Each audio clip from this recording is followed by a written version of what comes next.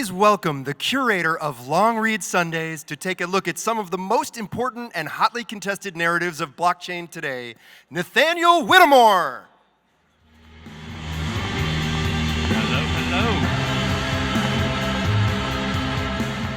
Hello, everyone. To the Ethereal team, thank you so much for having me. I'm super excited to be here talking about basically my favorite topic in the world. So we are here today to discuss a war. And it's a war that every one of us in this industry participates in and day out, whether we recognize it or not. And that's the war to control the narrative for what this industry is, why it matters, and what comes next. So first, who am I? Those of you who know me probably know me from Twitter. I'm at NLW, and I do a thing each week called Long Read Sunday, where I basically look at the most interesting content that has happened throughout the week and bring it together and try to give it some sort of rational narrative arc. I'm also a guy who apparently wants to lead with the fact that he likes leather jackets and has a chess piece, so take from that what you will. So let's talk about what we're doing here. First, we're going to talk about what are narratives and why we're fighting about them. Second, we're going to talk about the narrative evolutions that have characterized crypto's history. Third, we're going to look at a few of the big narrative battles shaping the market today. So first, what's a narrative? A narrative is a simple story we use to define complex phenomena. The world is so full of data, it is so full of information, that wrapping our heads around it is very nearly impossible without the aid of explanatory narratives, of analogies, of arcs that make us feel like we can contextualize all this data. This is not unique to crypto, but it's particularly important in crypto for the reason that our industry is so young. We don't have historical analogy in quite the same way. We don't have years and years of data.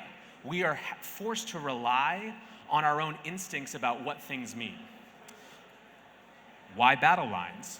My belief, and it is a strong belief, is that every single narrative in this space is competing for attention all the time. Resources are scarce. Attention is a scarce resource. Capital is a scarce resource. Talent is a scarce resource.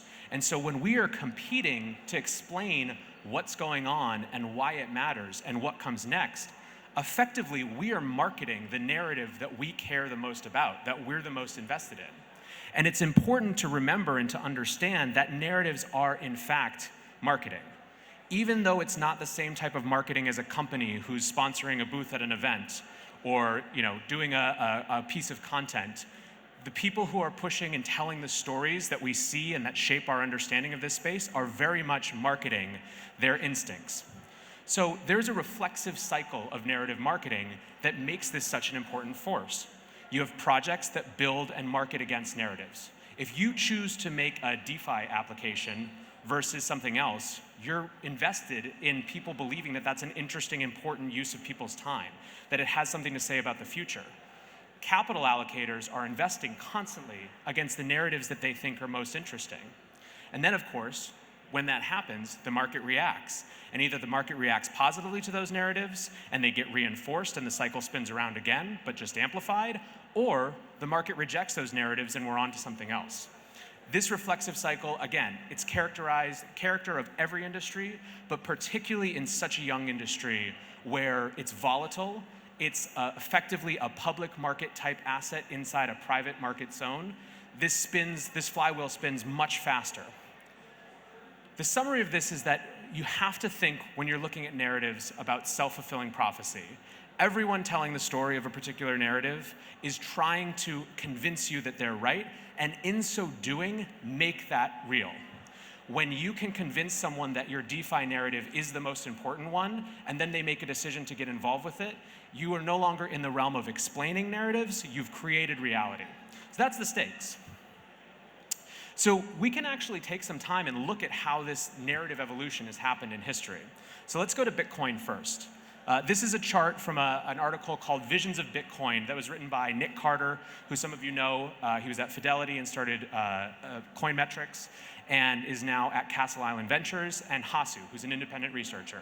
And they went back through Bitcoin Talk and through Twitter and a bunch of different forums and kind of gave their subjective analysis of what different narratives had characterized and kind of led Bitcoin over time. And I think all of us who've been around can resonate with some of these. There was this strong moment where it was all about the P2P narrative, right? And that was the idea. It was about payments. It was about the payment rails.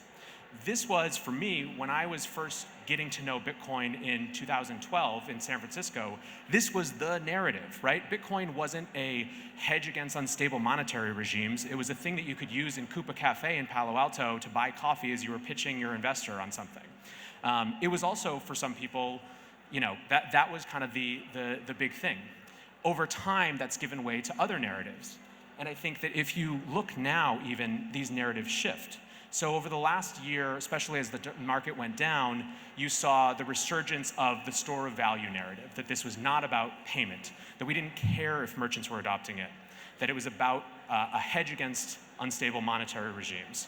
I think that that's even accelerating now as the US presidential election heats up, and in addition to kind of global instability around monetary regimes, you have major political forces who are basically telling a different narrative about printing money.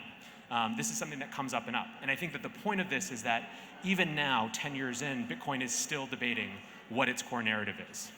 This is, of course, not just a Bitcoin phenomenon.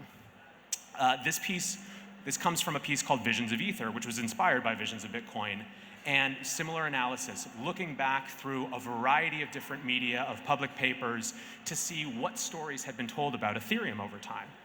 And I think that this, again, will resonate with lots of you. You see the emergence of this DeFi narrative over the last year really push aside the kind of ICO and dApp narrative in a lot of ways. These things matter, again, because people make decisions on the basis of this. If you're just coming into this community or you're spending time here and everyone's talking about DeFi, you either have to run into that narrative and build in that space, or you have to say that's not the narrative that I'm interested in and build something else.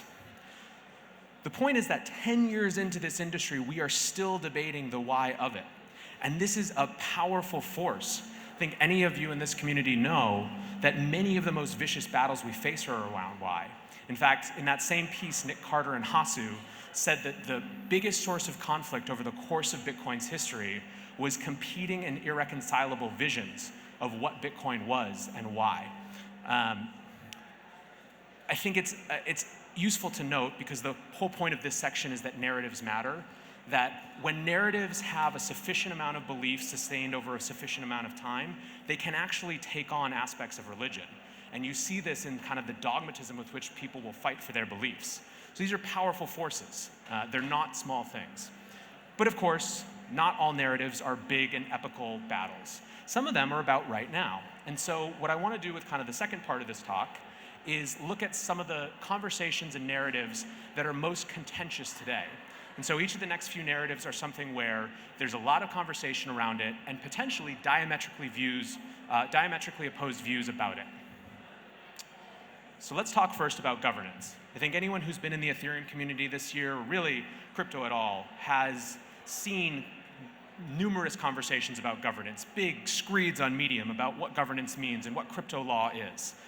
This is a topic that matters. And I think it matters right now in particular, and we'll see in the next slide, because governance is being used by many projects and protocols that are coming online as an alternative narrative to the projects that exist now, which have taken kind of a different, passive, social scalable, social consensus approach to governance versus a really full up and running on-chain governance approach. Now, within this narrative, you have two really different perspectives on it, at least.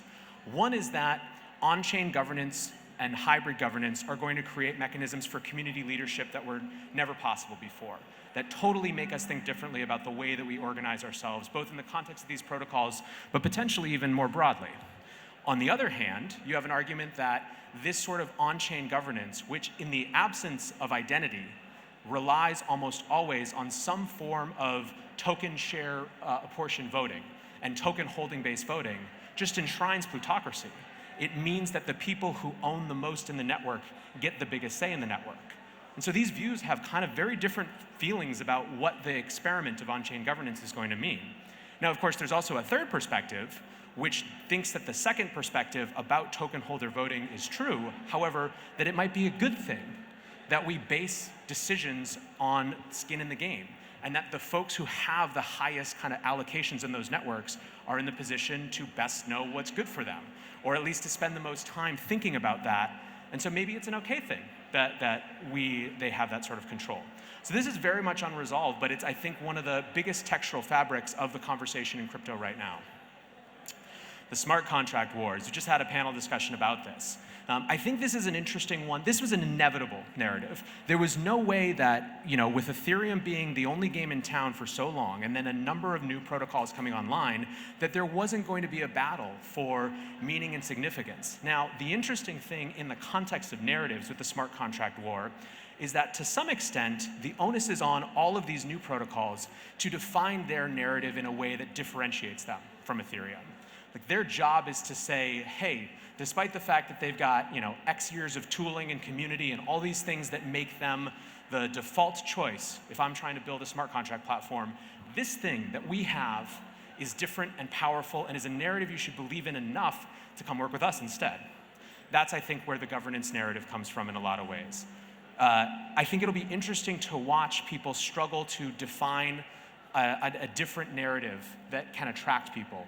So far, I'm not sure that people have been able to, and it'll be interesting to see what happens. Now, at the same time, I don't think Ethereum is immune to this. I think that one of the big battles inside Ethereum is to define its own narrative, to now anchor itself and root itself against some kind of consensus about what it means, what it values, and how it builds forward. Tokenization, man, 2 weeks ago, I didn't know if we were going to be talking about this, but here we are. The rise of IEOs has created a new tokenization narrative to talk about. I think that it's interesting, though, because on the one hand, you have this phenomenon which walks like a duck and smells like a duck and talks like a duck and quacks like a duck and swims like a duck and lays eggs like a duck. That's basically ICOs all over again. On the other hand, at the same time, you have a trend of projects getting forked to remove tokens on the basis of an argument that those tokens create friction. You saw it with 0x. You see it, Uniswap isn't exactly that, but it's basically a different approach to that sort of thing without a token in the middle. And so I'm interested to see which of these narratives wins out. Are we poised for a resurgence of native tokens in native networks can be good at helping organize and align networks?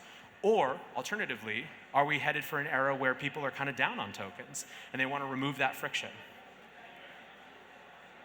This is one that I think is really interesting and is really important kind of from an inside baseball perspective about how we build. This year kicked off with the launch of Grin, an implementation of the Mimblewimble protocol, which is kind of best known for its privacy approach. And there was a lot of excitement around this for a bunch of reasons. Like, one, there was a Harry Potter connection. The name of the protocol, the pseudo-anonymous developer who started it, all had these kind of callbacks to Harry Potter, which obviously for our generation is a big thing. Two, they were doing things differently. They were promising what became quickly known as a fair launch. So the idea of the fair launch was that there would be no pre-mine, no pre-sale to investors, that everyone had an equal shot once it went live to mainnet of starting to mine it and get involved. Now, this was hugely exciting to people, and what happened was, of course, tens of millions of dollars of special purpose vehicles backed by VCs designed to mine. So there's, I think, of course, a question on the one hand first of whether there's actually possible to have a fair launch anymore with the amount of attention and capital that's around this space, or whether fair launch just means immediate value capture by VC mining interests. But I think even more than that, an interesting thing happened. 3 or 4 weeks after that fair launch, one of the main developers on the project put up basically a self-hosted GoFundMe to raise $50,000 to fund them working on the project full-time for the next 6 months. They went to pains to explain how they had looked at market rates and how they had come to that number. And I don't know, 2 weeks or something like that after that had gone live, it had made maybe $3,000. And so on the one hand, you have literally tens of millions of dollars of VC-backed mining. And on the other hand, one of the core developers of the protocol who can't raise 50,000 bucks to work for 6 months. And so it ended up creating a stink because the original kind of initiator of the project made it a big thing and publications wrote about it, and so he did get the funding. But I think it brought up a larger question around developer incentives and just incentives more broadly. What is the right way to incentivize a protocol build? Are we okay with a founder's reward? Are we okay with some different approach? I don't think this is a conversation that's even close to resolved, and I think it's going to characterize a lot of what happens next. I think there's a lot of projects who maybe watched that fair launch and were originally going to emulate or try to emulate something like that and have thought differently about it. So that's a really important one. And now this last one that I want to talk about is not so much a narrative battle that I think is happening yet, but something that I think is just on the horizon. DeFi has, for the last 6 months certainly, and maybe even a little bit longer, been the driving dominant narrative around basically everything that's not Bitcoin in the crypto space. The excitement around watching Maker CDPs rise and the amount of ether locked up in that ecosystem was huge, right? I was with one of the team members of Maker in Argentina the night that it went over 2%, and it was like thrilling and everyone was so stoked. But of course, everything is cycle and counter-cycle and reaction and counter-reaction. And so you've started to see the emergence of kind of the counter-narrative, which is genuinely, I think sometimes, and also marketingly sometimes, worried about whether DeFi is just over-leveraging itself to the hilt and whether it's just kind of Ponzi products based on things that aren't going to be there. And I think that what's interesting is not so much whether it's right or wrong, but to understand that this is an inevitable narrative shift in terms of what people are going to be bringing up. And if you care about DeFi and if you're in that space, now, not 6 months from now, is the time to understand how those questions, which of those questions you find legitimate, and which of those questions you think are just about someone trying to control the narrative, and have good answers to them. So let's talk about what it all means and sum up really briefly.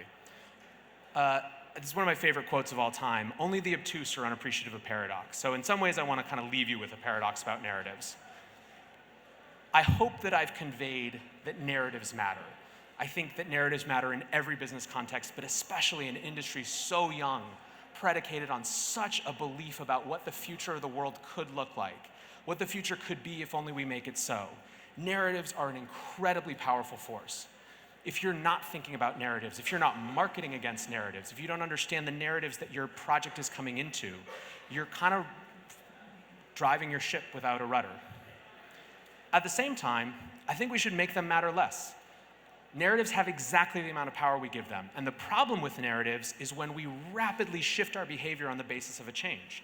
It would be a travesty, I think, even if we have legitimate concerns about the sustainability of DeFi as it's constructed now, to just suddenly shift that narrative entirely because it started to be popular to critique it and run into the next thing.